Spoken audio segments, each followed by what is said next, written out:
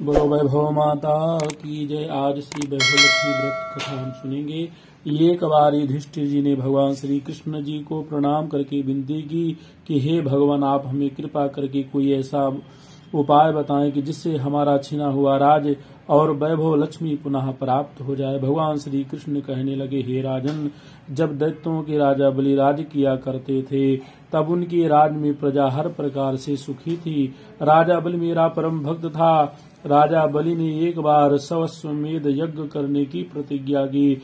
जब 99 अश्वमेध यज्ञ वह कर चुके थे, केवल एक अश्वमेध यज्ञ करना बाकी था। उस समय राजा इंद्र को अपना सिंहासन छिन जाने का भय हुआ।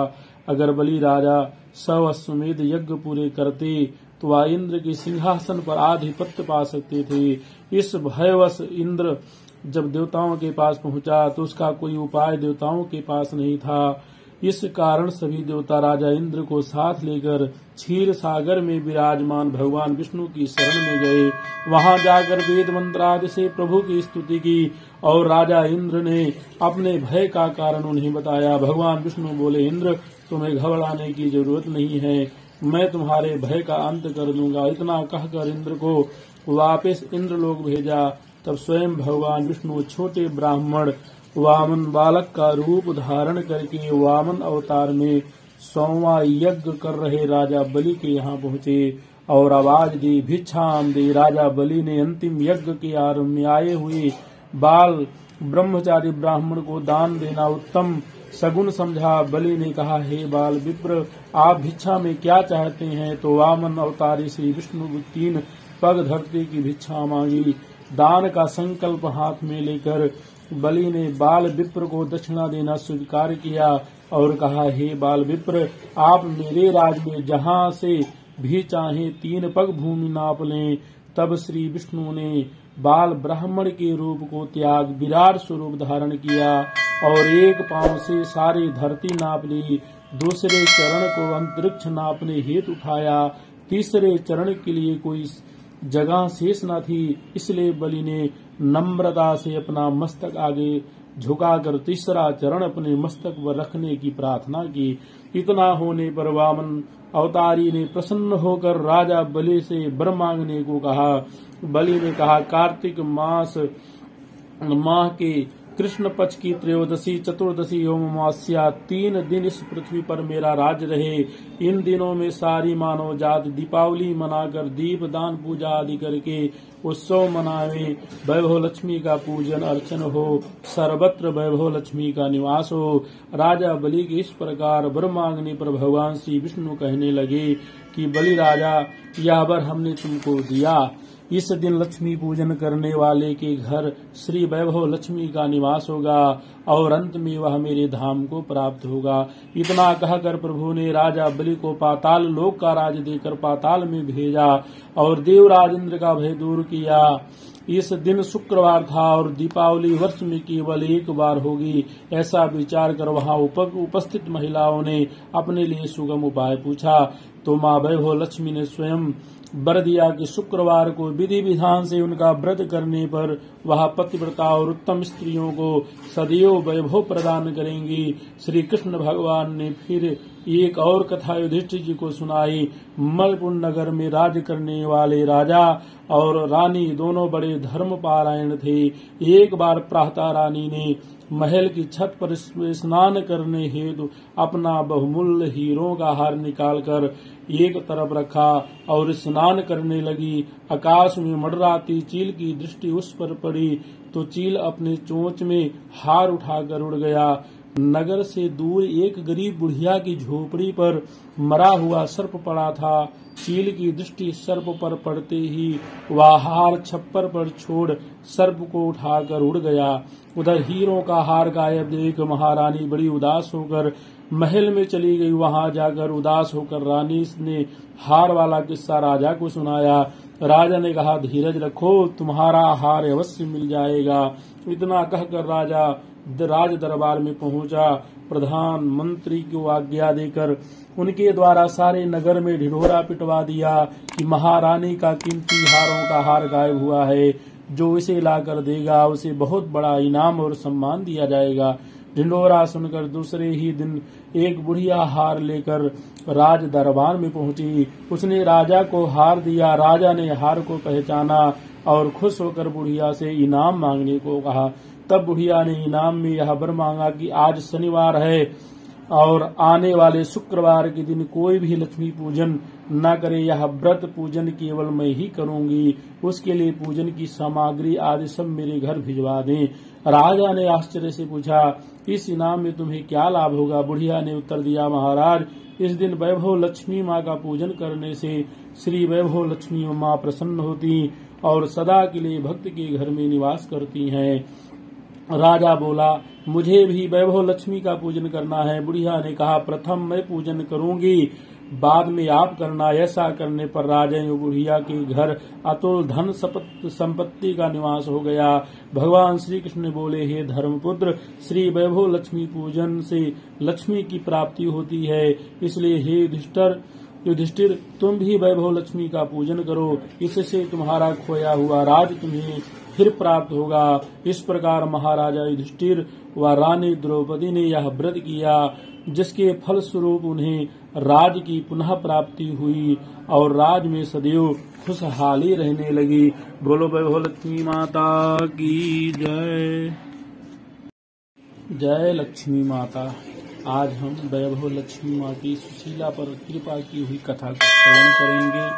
माता वैभव लक्ष्मी का ध्यान करते हुए एक बड़े नगर के साधारण मोहल्ले में लाखों लोगों के बीच एक सुखी गृहस्थी परिवार था। पति बनवारी लाल एक कारखाने में कर्मचारी था। उसे इतना वेतन मिल जाता था कि वह अपनी पत्नी तथा बच्चों के साथ सुख से दिन गुजार रहा था। उसकी पत्नी सुशीला भी धार्मिक और अच्छे स्वभाव की महिला थी। वह गृहस्थी के कामों को वह अपने आप मेहनत व सफाई से स्वयं करती थी। घर भी साफ सुथरा रखती और बच्चों का भी भली भांति पालन पोषण करती थी। अपने घर का कामकाज निपटाकर सुशीला प्रतिदिन श्री लक्ष्मी नारायण जी के मंदिर में जाती। मंदिर बहुत बड़ा था, जिसमें हजारों व्यक्ति प्रतिदिन दर्शन व पूजन करने आते थे। सुशीला भी वहां पर भजन कीर्तन में, मूर्तियों का श्रृंगार करने में, मंदिर में किसी भी तरह का काम हो उसमें बड़े उत्साह से हिस्सा लेती, जिससे वहां आने वाले सभी स्त्री पुरुष उसे जानते थे। सुशीला नियमित मंदिर जाने वाली और इतने अच्छे स्वभाव की थी कि जिस दिन वह मंदिर न पहुंचती तो सब लोग उसके न आने का कारण पूछे बिना न रहते। मंदिर की सेवा तथा बच्चों की जरूरत को देखते हुए सुशीला ने सिलाई कढ़ाई करके भी कुछ आमदनी कर लेती थी। उसकी बड़ी इच्छा थी कि वह धीरे धीरे अपनी आय से ये धन इकट्ठा करके एक छोटा सा मकान बना ले, परंतु कई बार मनुष्य जो चाहता है भाग्य उसके विपरीत चलता है।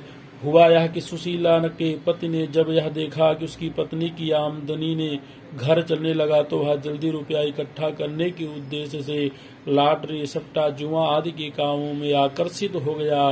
इन बुरे कामों में लगने से उसकी अपनी तनख्वाह और पूंजी भी समाप्त होती चली गई। एक दिन ऐसा आ गया कि उसकी इस बुरी लत में सब आमदनी भी नष्ट हो गई और वह कर्ज के बोझ तले दब गया। इधर सुशीला दुखी मन से रात दिन भगवान से यही प्रार्थना करती थी कि उसके पति को बुरे कामों से हटाओ, इसकी बुद्धि ठीक करो, मुझे फिर से इतना साधन तो दो कि मैं पति और छोटे बच्चों का पालन कर सकूं।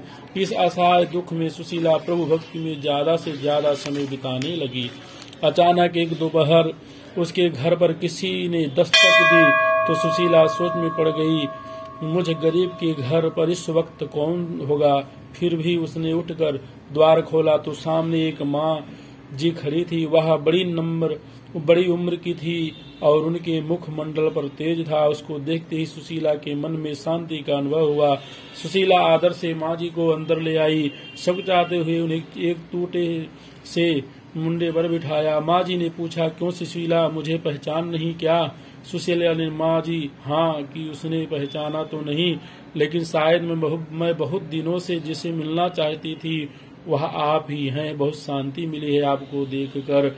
माँ जी ने मुस्कुरा कर बताया, हर शुक्रवार को लक्ष्मी जी के मंदिर में भजन कीर्तन में तुम मुझे मिला करती थी और बड़े अच्छे स्वर से तुम भजन गाती थी। बहुत दिन से मंदिर में तुम्हें देखा नहीं, इसलिए देखने चली आई कि तुम कहीं बीमार तो नहीं हो गई।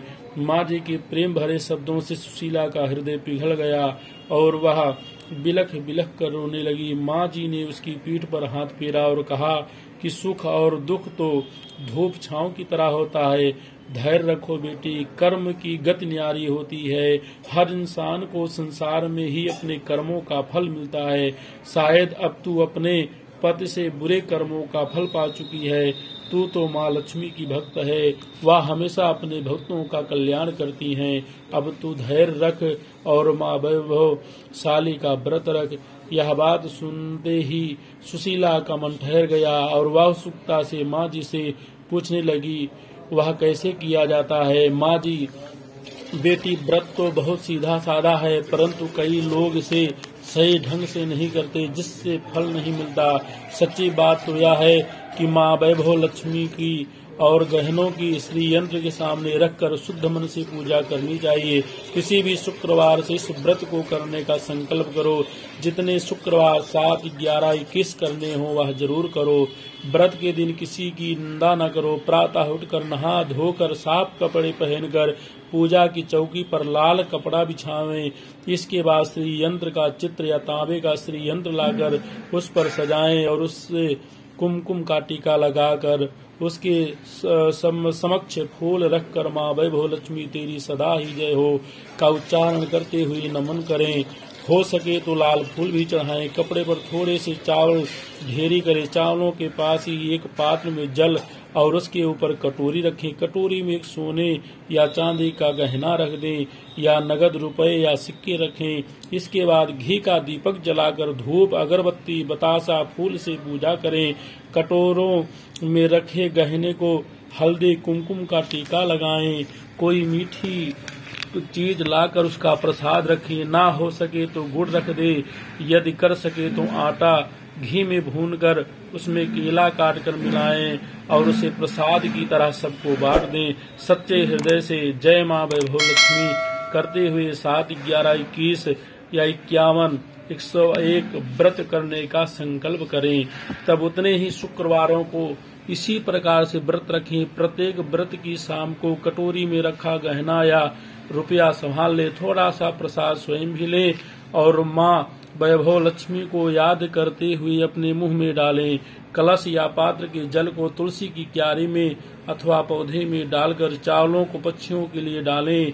यदि तब पक्षियों का समय न रहे तो अगले दिन सुबह डाल दें। इस प्रकार माँ जी ने बताया कि इस विधान से जो भी नारी व्रत करेगी उसका घर माला माल हो जाएगा। यदि नारी को आभूषणों से प्रेम ज्यादा है तो वह पूजा के समय आदि शंकराचार्य जी का कनक धारा स्तोत्र का भी पाठ कर ले। लेकिन यह एक गुप्त तरीका है जो केवल श्रद्धा रखने वालों को ही बताती हूँ। और तो भी लक्ष्मी नारायण की भक्ति है तो इस व्रत को कर देख, 1-2 व्रतों में ही तेरे दिन फिर जाएंगे और तू सब प्रकार से सुखी हो जाएगी। जितने शुक्रवारों की तुम मन्नत करेगी उसमें अंतिम शुक्रवार को मीठा भोजन जैसे खीर बनाकर 7 लड़कियों को खिलाना और उन्हें भी कुमकुम का टीका लगाकर यह व्रत करने की विधि बताकर व्रत रखने की प्रेरणा देना। सबको एक एक पुस्तक भेंट में देना। कुछ तब माँ जिसे वैभव लक्ष्मी व्रत की सब बात समझकर सुशीला ने शुक्रवार को व्रत किया और 7 शुक्रवार करने का संकल्प लिया। तीसरा शुक्रवार करते ही उसका पति रोजाना से जल्दी घर आया और उदास बैठ गया। उसने कहा कि अब लॉटरी जुआ सट्टा कुछ न करेगा और आगे से वह भी माँ वैभव लक्ष्मी का व्रत करेगा। चौथे शुक्रवार से वह भी व्रती रहा। दोनों ने बताई हुई रीत से सब पूजन इत्यादि किया। तब से बनवारी लाल का मन भी पुनः नौकरी में लगने लगा। उसकी मेहनत व निष्ठा देखकर मालिक ने वेतन बढ़ा दुगना कर दिया। सुशीला को यह सुनकर बड़ा आनंद हुआ और मन ही मन माँ वैभव लक्ष्मी की अपार कृपा का आभार मानने लगी। 7वें शुक्रवार को सुशीला ने उद्यापन किया और व्रत के प्रचार के लिए पुस्तकें बांटी। धीरे धीरे उसे सिलाई के पैसे भी अधिक देकर लोग काम देने आने लगे। उसका पति भी सुधर कर दोबारा मन से काम में लग गया।